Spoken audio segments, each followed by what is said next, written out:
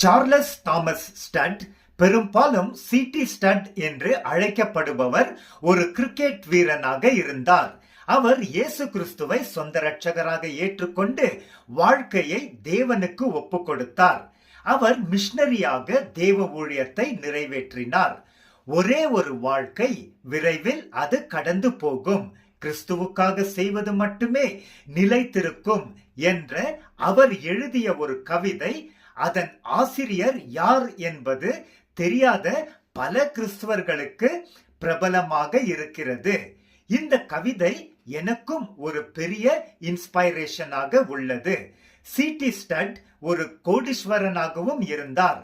அவர் charity, search ministries மற்றும் missionary பணிகளுக்காக தாராளமாக கொடுத்தார். அவர் தனது வருங்கால மனைவி ஆகிய பிரிசில்லாவிற்காக மிக சிறிய பகுதியை மட்டுமே வைத்திருந்தார்.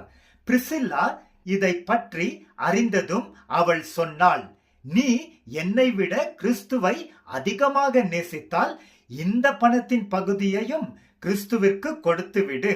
கிறிஸ்து நம்மை வழிநடத்துவார் என்று நம்பி நம் திருமண வாழ்க்கையை ஜீரோ பேலன்ஸ் உடன் தொடங்குவோம்."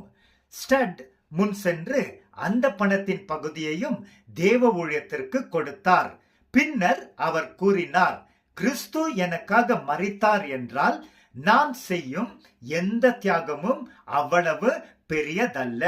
பிரியமானவரே, தேவனை பிரியப்படுத்தி அவருக்கு மகிமை கொடுத்த சாட்சியை கவனித்தோம்.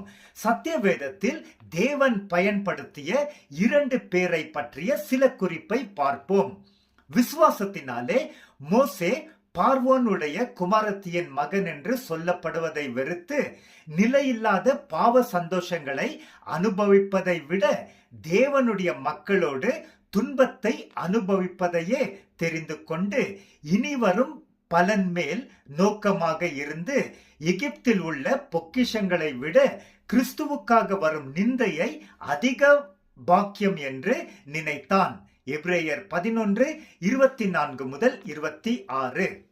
அப்போஸ்தலர் பவுல் எழுதினார், "எனக்கு லாபமாக இருந்தவைகள் எவைகளோ அவைகளை கிறிஸ்துவுக்காக நஷ்டம் என்று நினைத்தேன். அது மட்டும் இல்லை, என் கர்த்தராகிய இயேசு கிறிஸ்துவை அறிகிற அறிவின் மேன்மைக்காக எல்லாவற்றையும் நஷ்டம் என்று நினைத்து கொண்டு இருக்கிறேன். நான் கிறிஸ்துவை ஆதாயப்படுத்திக் கொள்ள விரும்புகிறேன்." பிலிப்பியர் 3:7 முதல் 9. பரிசுத்த ஆவியானவர் தொடர்ந்து நம்மை நடத்துவார். தேவனுக்கே ஸ்தோத்திரம். ஆமென்.